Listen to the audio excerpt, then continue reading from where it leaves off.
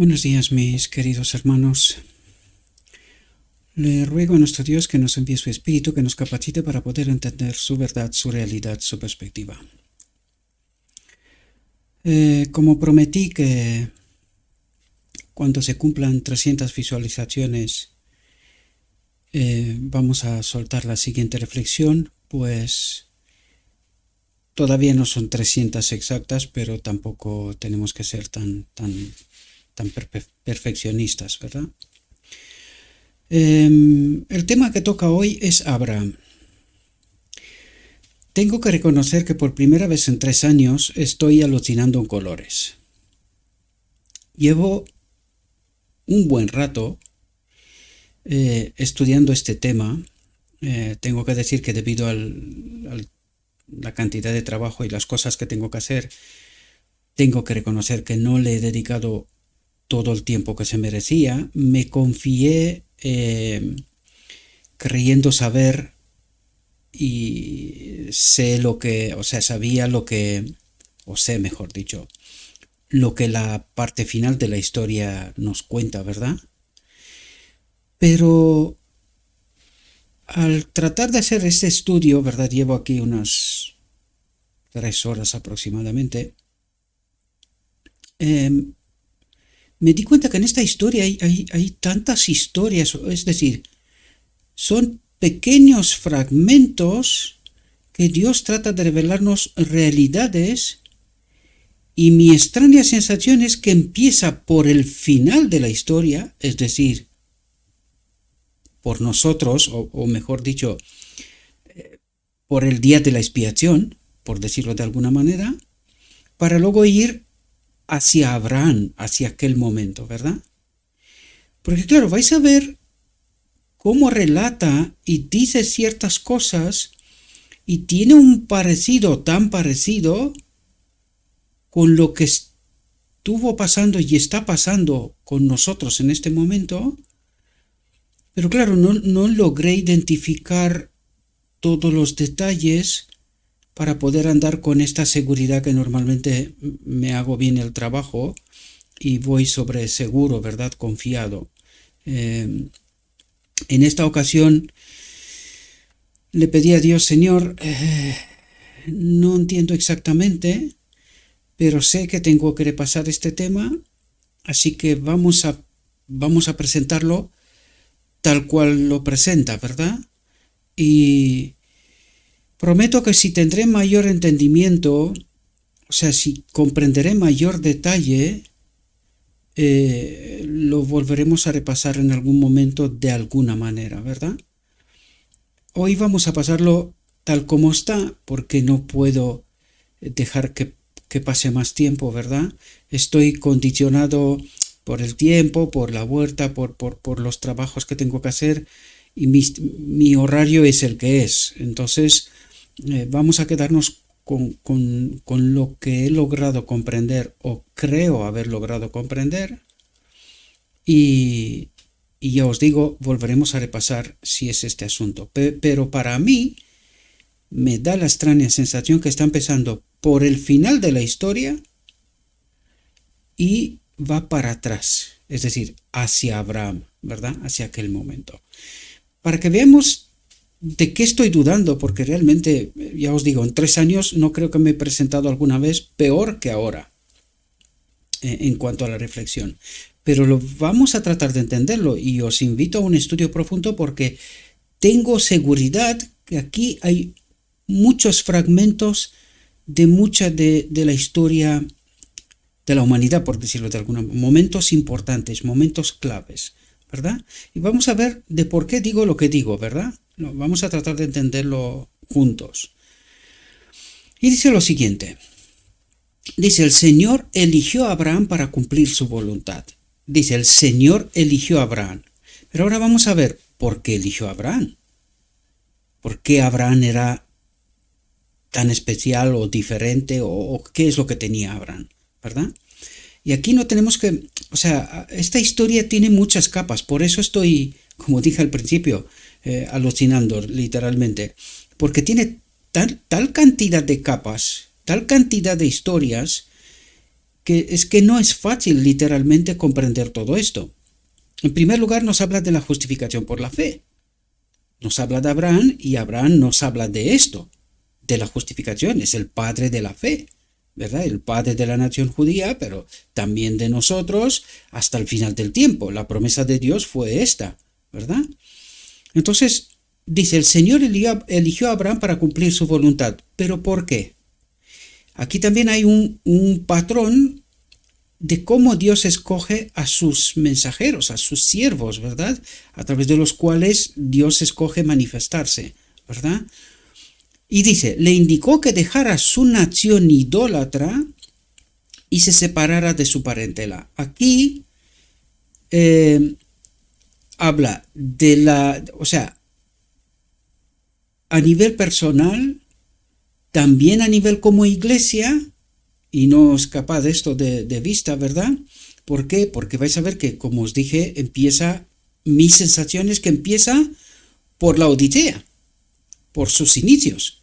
Y eso se le indicó que dejara su nación idólatra, las iglesias que estaban en apostasía, en el lugar santo, ¿verdad? Y se separara de su parentela. El Señor se había revelado a Abraham en su juventud.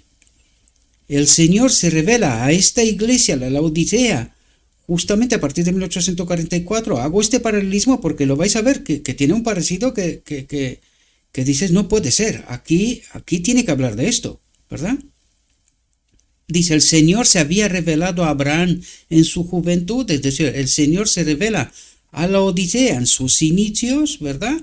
Y le dio entendimiento, el espíritu profecía, y lo preservó de la idolatría. ¿Qué significa esto? Ellos no tuvieron la doctrina de la Trinidad, adoraban al verdadero Dios, ¿verdad?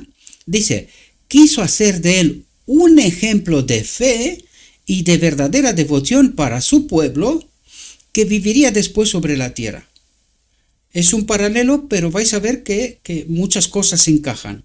No la perfección, o al menos debo desconocer cosas de nuestra historia aún. No me encaja la perfección, pero encaja con muchos detalles. Fijaos lo que dice. Dice, su carácter se caracterizó por la integridad, la generosidad y la hospitalidad. No pensad solo en Abraham, pensad en el final de la historia, pensad en la primera generación, ¿verdad?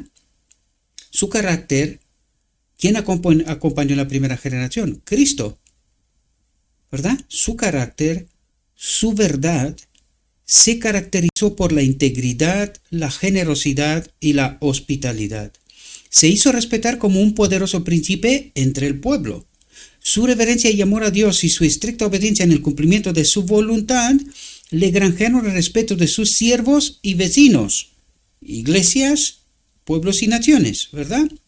Su ejemplo piadoso y su recto proceder, unidos a sus fieles instrucciones a sus siervos y a toda su casa, les llevaron a temer, amar y reverenciar al Dios de Abraham, no un otro Dios. Recuerde que al principio el Señor se había revelado a Abraham en su juventud, le dio entendimiento y lo preservó de la idolatría, de adorar a un falso Dios, ¿verdad? Dice, también le dio a conocer, mediante la figura del horror de las grandes tinieblas que le sobrevino, la larga y servil esclavitud de sus descendientes en Egipto. También hay un tipo con nosotros. A partir de 1888, al rechazar el mensaje de Cristo, nuestra justicia, que era el mensaje final en realidad, ¿qué nos dijo? El Espíritu de Cristo, de Dios, se retiró, el Espíritu Santo, si queremos, y empezamos a caminar ¿hacia dónde? Hacia Egipto. Paralelismo también aquí. También le dio a conocer mediante la figura del horror de las grandes tinieblas que le sobrevino, la larga y servil esclavitud de sus descendientes en Egipto. ¿Verdad? Dice, al principio, Dios dio a Adán una sola esposa. Cuando estamos pensando en esposa, piensen también en iglesia, ¿vale? Estamos pensando en una iglesia. Por lo tanto, al principio, Dios dio a Adán una sola esposa, mostrando así su orden. ¿Dónde está el orden de Dios? En la iglesia. Nunca diseñó que el hombre tuviera una pluralidad de esposas. Ahí, en cuanto a la iglesia, ya hablamos. Primero es el primer escalón es la familia, marco del patriarcado, ¿verdad? Esto lo puso Dios, no tengo que hablar yo y tratar de explicar todo esto, pero quiero explicaros todos esos parámetros, ¿verdad? De este orden de Dios. Y luego las familias en el marco del lugar de reunión, donde es el siguiente escalón de lo que significa la iglesia, el orden de Dios, ¿verdad? Dice, nunca diseñó que el hombre tuviera una pluralidad de esposa, es decir, que el hombre sirva a dos iglesias, a dos entendimientos, a dos dioses, o, en fin, espero que entendamos, es decir, trato de ampliar la imagen, la perspectiva, para que podamos entender que no habla solamente de Abraham aquí, sino que hay tipos y sombras de toda la historia, y ya os lo digo que se parece mucho, empezando por el final hacia Abraham, ¿verdad? Empieza desde el final hacia para atrás, desde el final, pensando en el final de la historia de la humanidad, ¿no? Dice, Lamec fue el primero que se apartó en este sentido de la sabia disposición de Dios, tuvo 2 esposas, lo que creó discordia en su familia, la envidia y los celos de ambas hicieron infeliz a Lamec. Cuando los hombres comenzaron a multiplicarse sobre la faz de la tierra y les nacieron hijas, las tomaron como esposas de todo lo que eligieron. Dice, este fue uno de los grandes pecados de los habitantes del viejo mundo, que atrajo la ira de Dios sobre ellos, la separación de Dios sobre ellos, ¿verdad? Esta costumbre se practicó después del diluvio y llegó a ser tan común que incluso los hombres justos cayeron en la práctica y tuvieron una pluralidad de esposas. Es como decir tener 2 marcos de teología, por decirlo de alguna manera, porque cuando te refieres a la esposa, que es símbolo de la iglesia, estamos hablando de un marco de entendimiento, de un carácter, se forma un carácter en el marco, en este orden que es la iglesia, en el marco de la iglesia, pero claro, cuando tienes 2, es decir, tienes una dualidad de teología, dualidad de entendimiento, como si tuvieras 2 caracteres, cosa que es imposible, es decir, estás en idolatría.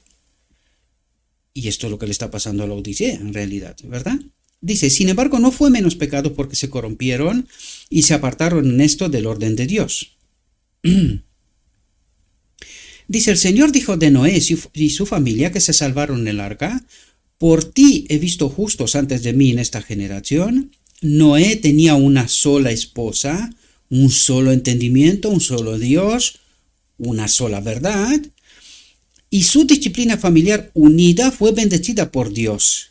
Debido a que los hijos de Noé eran justos, es decir, seguían y obedecían a su padre, que seguía a Dios, ¿verdad? Fueron preservados en el arca con su padre justo. Dice, Dios no ha sancionado la poligamía en un solo caso, era contraria a su voluntad. Él sabía que la felicidad del hombre sería destruida por ella, por la poligamía, ¿verdad? Por la dualidad, ¿verdad? La paz de Abraham se vio muy afectada por su infeliz matrimonio con Agar. Un matrimonio con otra esposa, con otra iglesia, con otro entendimiento, ¿verdad?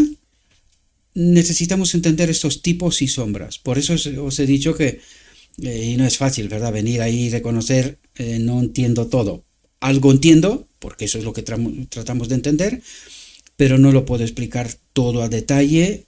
Ya os dije que me quedé 1 hora ahí pasando y al final dije, Señor, habla tú. Esta es tu obra, no entiendo todo, pues habla tú. Diga lo que tengas que decir, ¿verdad? Y así que me tiré al agua y que Dios haga su voluntad, ¿verdad?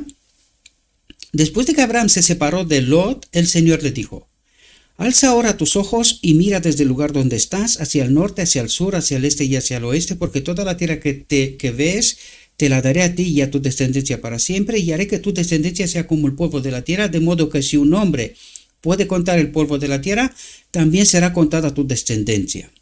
Dice, la palabra del Señor vino a Abraham en visión diciendo, no temas, Abraham, yo soy tu escudo y tu recompensa muy grande. Aquí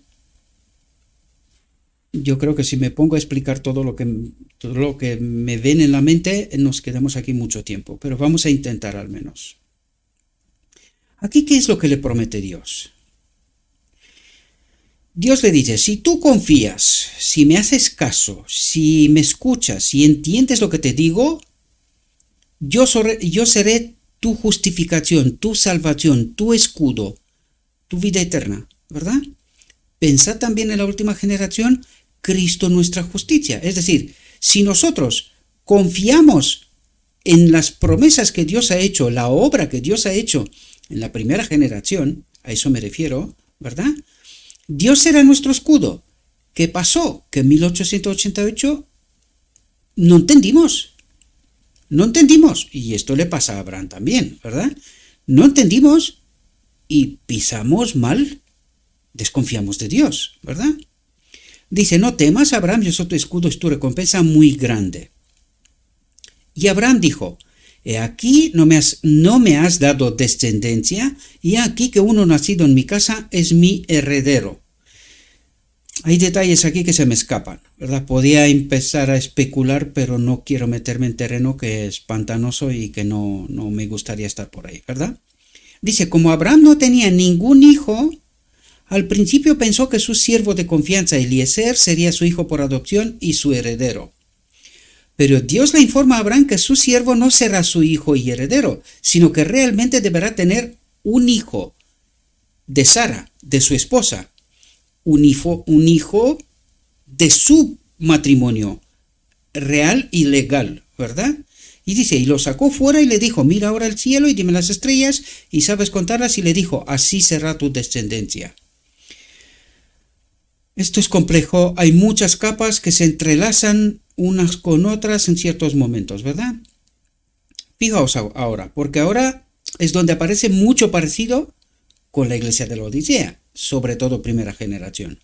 Y dice, si Abraham y Sara hubieran esperado con fe confiada el cumplimiento de la promesa de que tendrían un hijo, se habrían evitado muchas desgracias.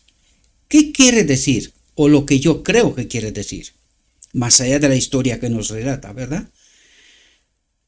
Lo que yo creo es que la primera generación la está guiando en toda la verdad. Cristo está tratando de formar un carácter en este pueblo, en esta iglesia, la primera generación y de la primera en adelante, ¿verdad? Porque ya tenemos la verdad revelada. Entonces, lo que le trata de decir a la primera generación es que le va a enviar un mensaje a Cristo, va a tener entendimiento suficiente, los está guiando como si le hubiese dicho algo sobre 1888, sobre este momento, cuando le dice, mira, lo que tienes que entender es que Cristo es todo lo que necesitas, ¿verdad? Y eso es lo que trata de explicar aquí. Si Abraham, los hombres de fe, y la iglesia, Sara, hubieran esperado con fe confiada el cumplimiento de la promesa del día de la expiación, de un carácter semejante a Cristo en esta última generación, de que tendrían un hijo, un Salvador, se habrían evitado muchas desgracias. Y ahora fijaos de lo que nos cuenta. Dice, creían que sería tal como Dios ha prometido, pero no podían creer que Sara, en su vejez, tuviera un hijo. Lo que parece ser decir aquí que la iglesia no tenía las ideas claras, es decir, no creían lo que pasó en 1888, que esta fe, esta justificación por la fe es simplemente confiar en las obras de Cristo. Lo único que necesitaban entender es cómo son nuestras obras. ¿En qué confiaron? En ellos, en guardar la ley. Habían descubierto los 10 mandamientos, ¿verdad? ¿Y confiaron en qué? En ellos. Porque, vamos a leer la frase de nuevo. Dice, creían que sería tal como Dios había prometido. Es decir, sabían que hay un día de la expiación y que se terminará como Dios lo dice, ¿verdad? Pero no podían creer que Sara, en su vejez, tuviera un hijo. Y es justo lo que pasó en 1888. Dios nos manda el mensaje, Cristo es nuestra justicia, y la iglesia no lo creyó, ¿verdad? A pesar de haber seguido a Cristo hasta aquel momento. A Dios, confiar en Dios, ¿verdad? Dice, Sara, la iglesia, sugirió un plan por el que pensaba que la promesa de Dios podía cumplirse. Exactamente lo que pasó. No, nosotros tenemos que obedecer la ley, ¿verdad? Por eso nos llamaban durante mucho tiempo legalistas. Ahora hemos pasado en el otro extremo. Pecamos hasta que Cristo viene y cuando Cristo viene pues ya somos salvos. De extremo a extremo, ¿verdad? Dice, Sara sugirió un plan por el que pensaba que la promesa de Dios podría cumplirse. Suplicó a Abraham, la iglesia suplicó a los hombres de fe que tomara a Agar como esposa, que se metan en el ecumenismo, ¿verdad?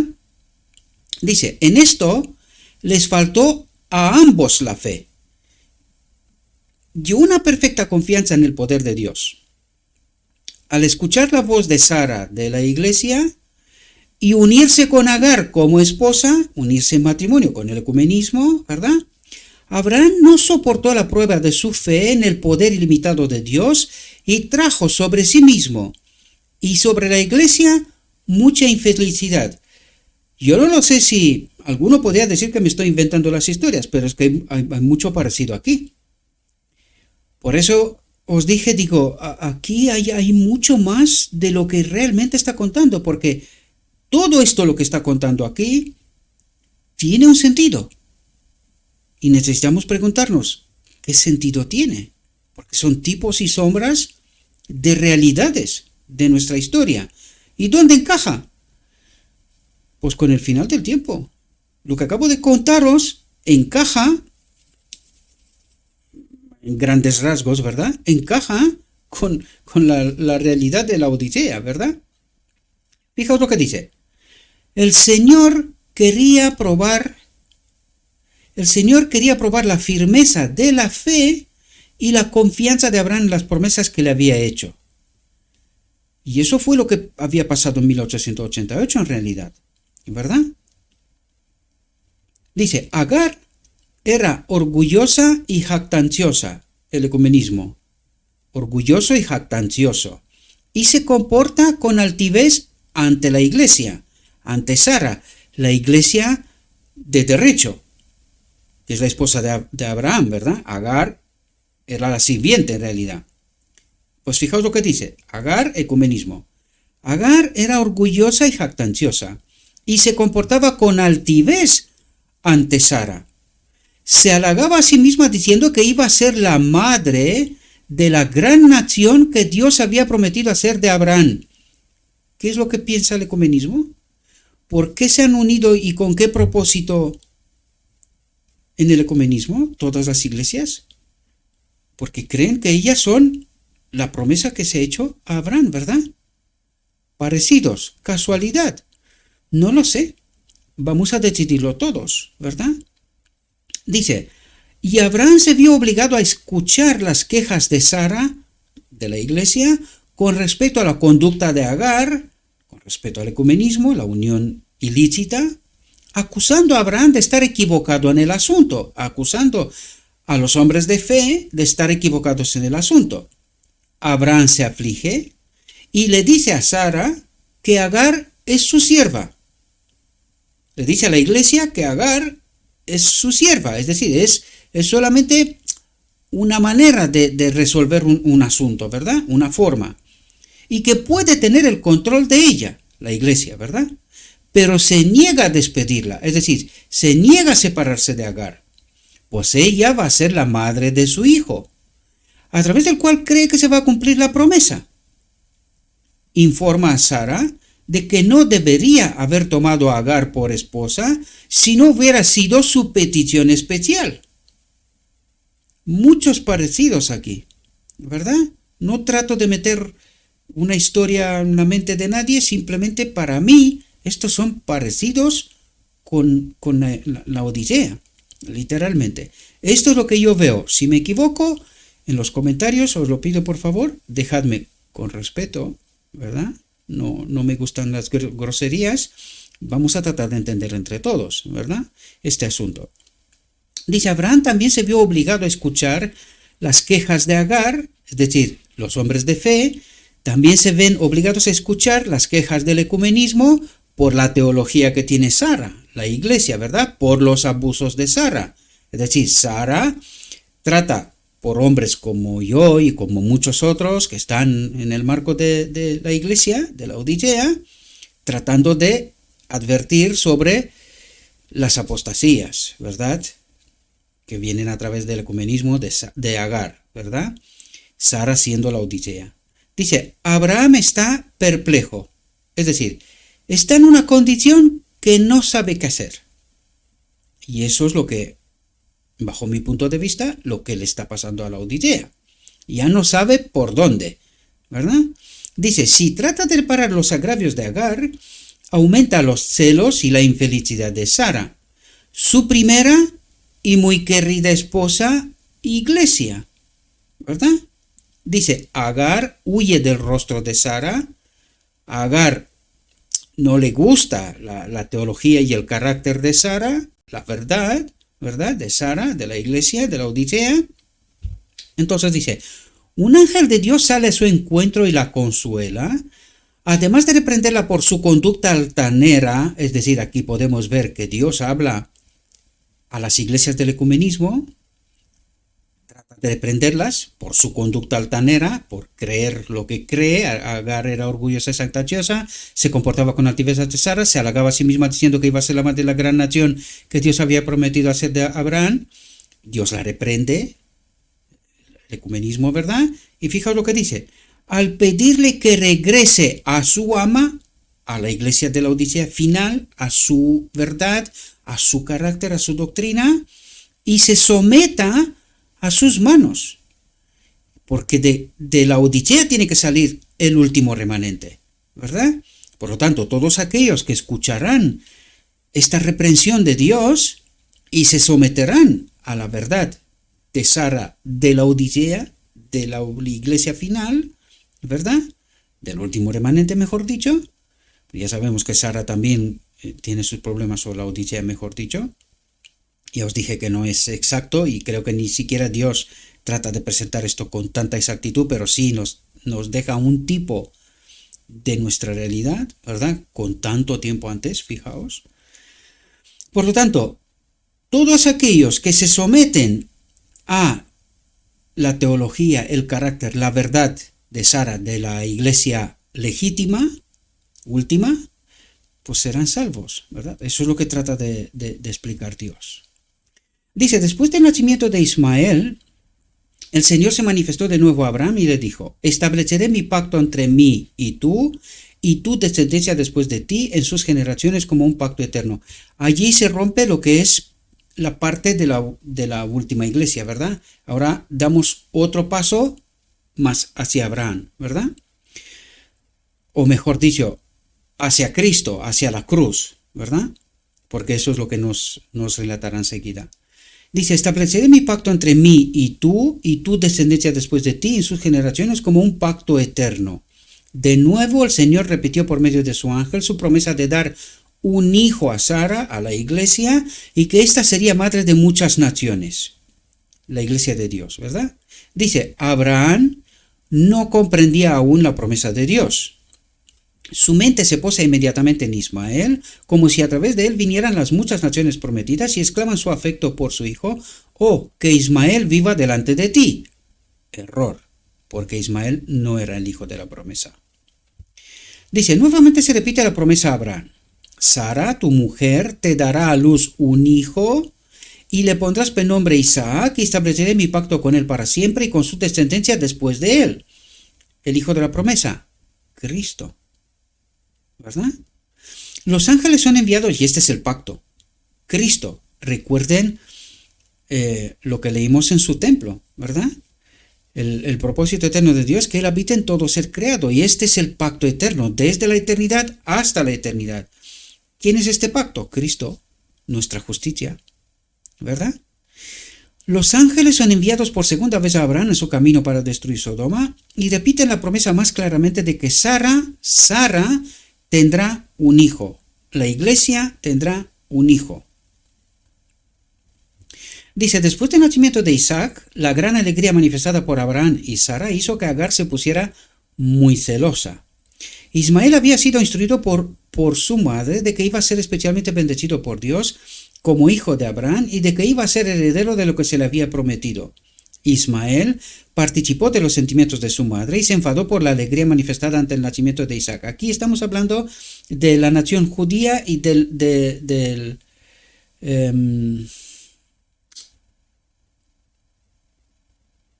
los árabes. Lo digo en términos generales, no me viene la palabra, ¿verdad? Es la iglesia escogida por Dios, la nación judía, y el hijo de Agar, los árabes, ¿verdad? Musulmanes, si queremos decir. Dice Ismael había sido instruido por su madre de que iba a ser especialmente bendecido por Dios como hijo de Abraham y de que iba a ser heredero de lo que se le había prometido. Ismael participó de los sentimientos de su madre y se enfadó por la alegría manifestada ante el nacimiento de Isaac. Despreció a Isaac, al pueblo judío, porque pensaba que era preferido antes que él, ¿verdad? Dice, Sara vio la disposición manifestada por Ismael contra su hijo Isaac y se conmovió mucho. Relató a Abraham la conducta irrespetuosa de Ismael hacia ella y hacia su hijo Isaac y le dijo, echa a esta esclava y a su hijo, porque el hijo de esta esclava no será heredero de mi hijo ni siquiera de Isaac. Es decir, aquí podemos ver la eterna batalla entre los árabes y los judíos, la nación judía, ¿verdad? Dice, Abraham está muy afligido. Ismael es su hijo, amado por él. ¿Cómo puede despedirlo? Reza a Dios en su perplejidad, pues no sabe qué camino tomar. El Señor informa a Abraham por medio de sus ángeles que escuche la voz de Sara, su esposa, y que no permita que su afecto por su hijo o por Agar le impida cumplir con sus deseos. Por lo tanto, aquí se separan, ¿verdad? Porque este era el único camino que podía seguir para devolver la armonía y la felicidad a su familia. Abraham tiene la promesa consoladora del ángel de que Ismael, aunque separado de la casa de su padre, no moriría, ni sería abandonado por Dios, atentos, ni sería abandonado por Dios, que sería preservado por ser hijo de Abraham. Dios también promete hacer de Ismael una gran nación. Y esto lo vemos, históricamente es así, y no están abandonados por Dios. Es decir, de allí habrá también hijos de Dios, es decir, que serán salvos en toda la historia, pero también en la última generación. Yo he escuchado muchas historias sobre cómo Dios, en sueños, incluso en visiones, le aparecen a muchas personas de manera personal en el mundo árabe, ¿verdad? Lo que pasa es que ahí ya sabemos que hay un conflicto terrible porque las restricciones son como son. Hoy día ya las vemos entre nosotros mismos, ¿verdad? Pues ¿qué vamos a contar de ellos, no? Pues ahí está. Abraham tiene la promesa consoladora del ángel de que Ismael, aunque separado de la casa de su padre, no moriría, ni sería abandonado por Dios, que sería preservado por ser hijo de Abraham. Dios también promete hacer de Ismael una gran nación, ¿verdad? Dice, Abraham era de una disposición noble y benévola que se manifestó en su súplica tan ferviente por el pueblo de Sodoma. Su fuerte espíritu sufrió mucho, estaba abatido por el dolor y sus sentimientos paternales. Se vieron profundamente conmovidos cuando envió a Agar y a su hijo Ismael a vagar como extranjeros en una tierra extraña. Aquí estamos hablando del carácter de Dios. Abraham representa al Padre, ¿verdad? Dice, si Dios hubiera sancionado la poligamia, no habría ordenado a Abraham que despidiera a Agar y a su hijo. Con esto, quiso dar una lección a todos de que los derechos y la felicidad de la relación matrimonial deben ser siempre respetados y guardados a una costa de un gran sacrificio. Sara fue la primera y única esposa verdadera de Abraham. Tenía derechos como esposa y madre que ninguna otra podía tener en la familia, reverenciaba a su esposo llamándolo Señor, pero estaba celosa de que su afecto se dividiera con Agar. Lógico y normal, ¿verdad? No puedes estar entre dos aguas, entre dos realidades, a pesar de que el error le pertenecía a ella y a Abraham también, ¿verdad? Dice, Dios no reprendió a Sara por el camino que siguió. Abraham fue reprendido por los ángeles por desconfiar del poder de Dios. ¿Quién fue reprendido en el marco de la familia? Dios no se dirige a Sara. ¿Os dais cuenta con quién habla? El patriarcado, que tanto está odiado hoy. Pero ¿quién es la cabeza de la familia? Abraham. Entonces, Abraham fue reprendido por los ángeles por desconfiar de Dios, que le había llevado a tomar a Agar como esposa y a pensar que a través de ella se cumpliría la promesa. Un error. Aquí podemos ver lo que significa la justificación por la fe. O creemos a Dios por su verdad, o nos montamos nosotros nuestra película. ¿Qué es lo que pasa con Agar y Sara? ¿Verdad? Se montaron su película por dónde tenía que venir. Pensaron que vamos a darle una mano de ayuda a Dios, ¿verdad? Nosotros ya somos mayores, no vamos a tener hijo. Entonces vamos a ayudarlo, vamos a ir a Agar porque ella sí que puede tener, ¿no? Pues esto es, en el tiempo final, o confiamos plenamente en lo que nos dice Dios, en lo escrito está, tal como lo hizo Cristo, ¿verdad? O nos montamos nuestra película. Abraham fue reprendido por los ángeles por desconfiar del poder de Dios, Cristo nuestra justicia, que le había llevado a tomar a Agar como esposa, se había juntado en ecumenismo, para volver al principio, ¿verdad? Y a pensar que a través de ella se cumpliría la promesa, que es lo que cree la Odisea, que está reunida en ecumenismo, ella podrá hacer que la gente averigüe la verdad y que puedan entender la doctrina de la Odisea, la verdad que le fue entregada a la Odisea. Tipos antitipos. Qué gran error. Desconfiar del poder de Dios. Por eso os he dicho yo que este tema no es tan fácil como parece. Tiene muchas cosas aquí. Dice, una vez más el Señor consideró oportuno poner a prueba la fe de Abraham mediante una prueba sumamente temible. Si hubiera soportado la primera prueba y hubiera esperado pacientemente a que se cumpliera la promesa en Sara y no hubiera tomado a Agar como esposa, no habría sido sometido a la prueba más dura que jamás se haya exigido al hombre. Y esta es lo que tratará de explicarnos, esta es la justificación por la fe, queridos. En el sentido más puro que se puede entender. Fijaos, dice, el Señor le dijo a Abraham, toma ahora tu hijo, tu único hijo Isaac, a quien amas, y vete a la tierra de Moría y ofrécelo ahí en holocausto sobre uno de la tierra de Moría y ofrécelo ahí en holocausto sobre uno de los montes que yo te diré. Dice, Abraham no descreyó de Dios, ni dudó, sino que a primera hora de la mañana tomó a 2 de sus siervos y a Isaac su hijo y la leña para el holocausto y se dirigió al lugar del que Dios le había hablado. No reveló la verdadera naturaleza de su viaje a Sara, sabiendo que su afecto por Isaac la llevaría a desconfiar de Dios y a retener a su hijo. Abraham no permitió que los sentimientos paternales lo controlaran y lo llevaran a rebelarse contra Dios. Es decir, fue como responsable de la iglesia, hizo lo que tenía que hacer, ¿verdad? Esto fue una decisión entre Abraham y Dios. Punto. Esto se refiere a nivel personal, estamos hablando de la justificación por la fe. Es decir, yo tengo que quedarme con lo que me dice Dios, a pesar de la iglesia. Vamos a leer la frase, a ver si lo entendemos. Necesitamos entender Apocalipsis 18:4, ¿verdad? Salid de ella, pueblo mío. Esto es lo que hace la referencia aquí, fijaos. Dice, Abraham no descreyó de Dios, ni dudó, sino que a primera hora de la mañana tomó a 2 de sus siervos y a Isaac su hijo y la leña para el holocausto, se dirigió al lugar del que Dios le había hablado. No reveló la verdadera naturaleza de su viaje a Sara, la iglesia, sabiendo que su afecto por Isaac la llevaría a desconfiar de Dios y a retener a su hijo.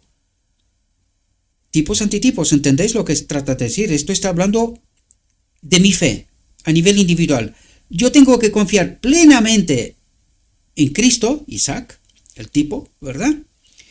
Y a pesar de la iglesia, de lo que la iglesia cree, yo voy a cumplir lo que Dios me pide. ¿Comprendéis? No reveló la verdadera naturaleza de su viaje a Sara, a la iglesia, sabiendo que su afecto por Isaac, por Cristo, la llevaría a desconfiar de Dios y a retener a su hijo. Abraham no permitió que los sentimientos paternales lo controlaran y lo llevaran a rebelarse contra Dios. Es decir, el mayor acto de fe, justificación por la fe, ¿verdad? La orden de Dios estaba calculada para remover las profundidades de su alma. Toma ahora a tu hijo, luego, como para sondear un poco más el corazón, añade, tu único hijo Isaac, a quien amas. Es decir, deja claro a quién se está refiriendo y qué es lo que le pide, para no equivocarse. Es decir, tu fe tiene que estar en Isaac, en Cristo, a quien amas. Tu pecado ha de estar sobre Él. Él es tu solución. Cristo, nuestra justicia. ¿Comprendéis? Es decir, el único hijo de la promesa. ¿Cuál es la promesa de la salvación? El único hijo, Cristo, ¿verdad? Y ofrécelo en holocausto, ofrécelo como sacrificio. Dice, 3 días viajó este padre con su hijo, teniendo tiempo suficiente para razonar y dudar de Dios si estaba dispuesto a dudar. Prueba de fe, ¿verdad? Pero no desconfió de Dios. No razonó ahora que la promesa se cumpliría a través de Ismael, pues Dios... Y aquí hay... Esto no es fácil. No es fácil, pero es lo que me parece que está diciendo, ¿verdad? El remanente final. El remanente final. Dice, teniendo tiempo suficiente para razonar y dudar de Dios si estaba dispuesto a dudar. Recuerde que al final, una vez que estemos sellados, cualquier duda sobre Dios es muerte. Pecado, muerte. Ya no hay más sacrificio.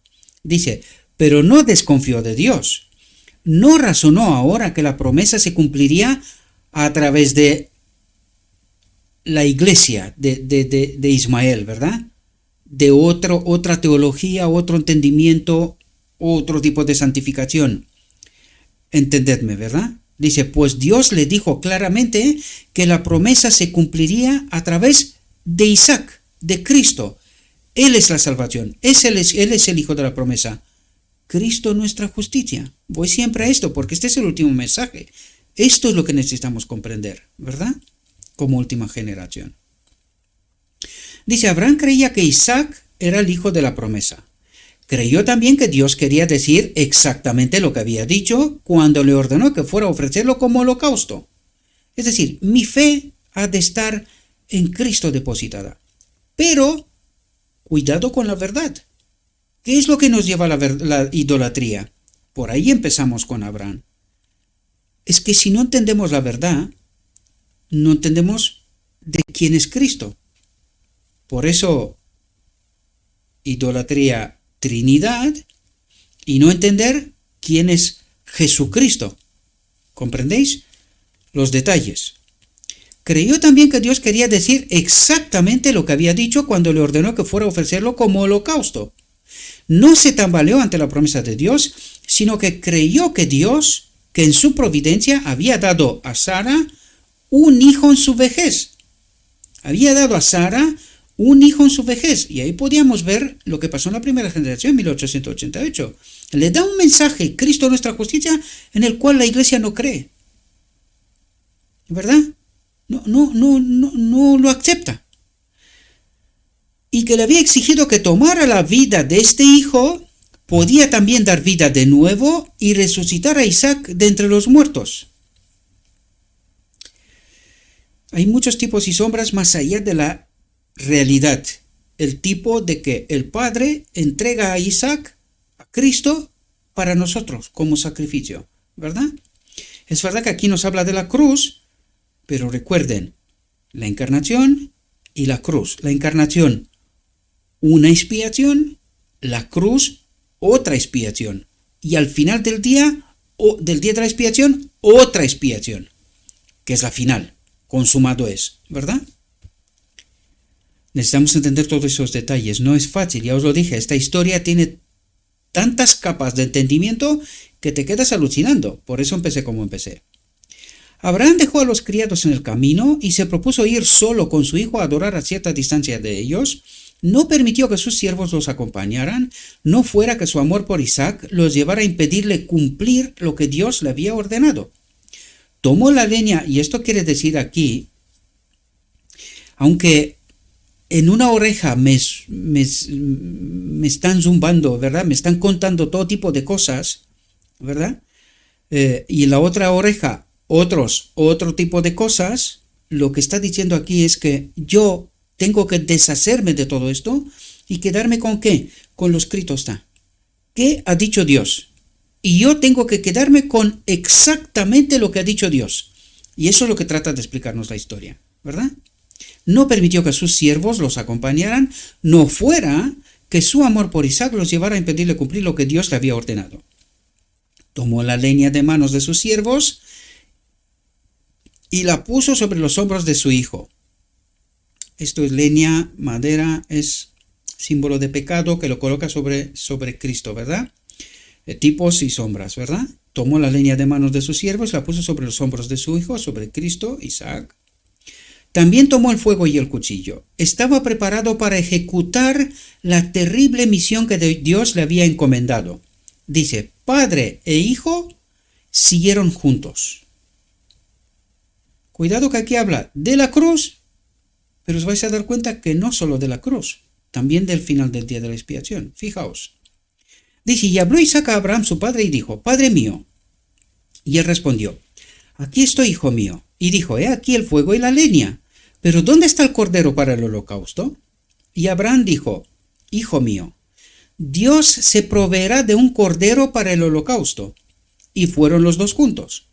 Caminaba con firmeza aquel padre severo, amante y sufriente al lado de su hijo. Cuando llegaron al lugar que Dios le había señalado a Abraham, éste construye allí un altar y pone la madera en orden, lista para el sacrificio, y luego informa a Isaac del mandato de Dios de ofrecerlo holocausto.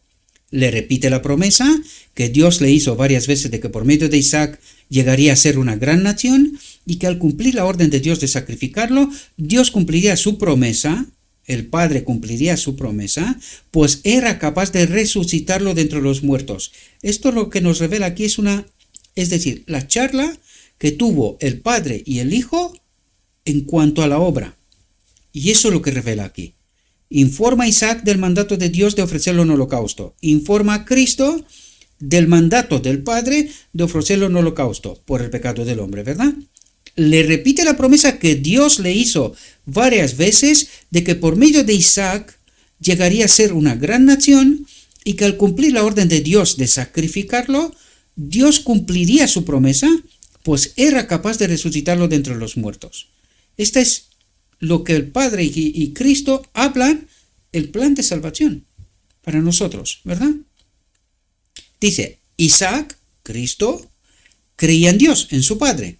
Se le había enseñado la obediencia implícita a su padre y amaba y reverenciaba al Dios de su padre. Tipos y sombras, ¿comprendéis? Podría haber resistido a su padre si lo hubiera decidido. Podía haber dicho, no quiero ser el cordero, ¿verdad?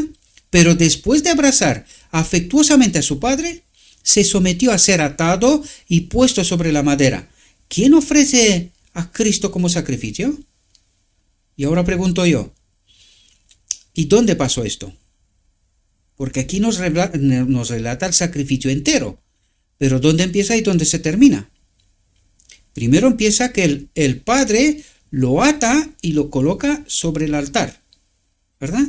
Pero después de abrazar afectuosamente a su padre, se sometió a ser atado y puesto sobre la madera. Y cuando la mano de su padre se levanta para matar a su hijo, un ángel de Dios que había marcado toda la fidelidad de Abraham en el camino a Moria, le llama desde el cielo y le dice, Abraham, Abraham, y él dijo, aquí estoy.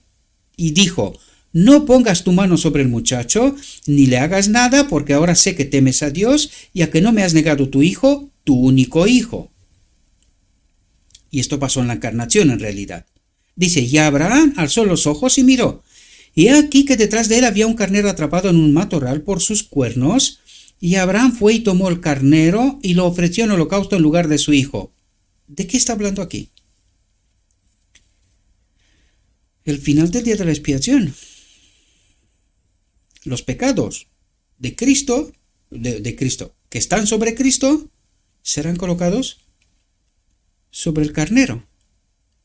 No es lo que hace el sumo sacerdote cuando sale del lugar santísimo. ¿Comprendéis? Y Abraham alzó los ojos y miró. Y aquí que detrás de él había un carnero atrapado en un matorral por sus cuernos, y Abraham fue y tomó el carnero y lo ofreció en holocausto en lugar de su hijo, ¿verdad? El verdadero culpable del pecado. Dice, ahora Abraham ha soportado plena y noblemente la prueba, y con su fidelidad ha redimido su falta de confianza perfecta en Dios, que le llevó a tomar a Agar como esposa. Después de la exhibición de la fe y la confianza de Abraham, Dios le renueva su promesa. Y el ángel del Señor llamó a Abraham desde el cielo por segunda vez y le dijo, por mí he jurado, dice el Señor, que por haber hecho esto y no haber retenido a tu hijo, tu único hijo, que en la bendición te bendeciré y en la multiplicación multiplicaré tu descendencia como las estrellas del cielo y como la arena que está a la orilla del mar, y tu descendencia poseerá la puerta de sus enemigos, y en tu simiente serán bendecidas todas las naciones de la tierra, porque has obedecido mi voz.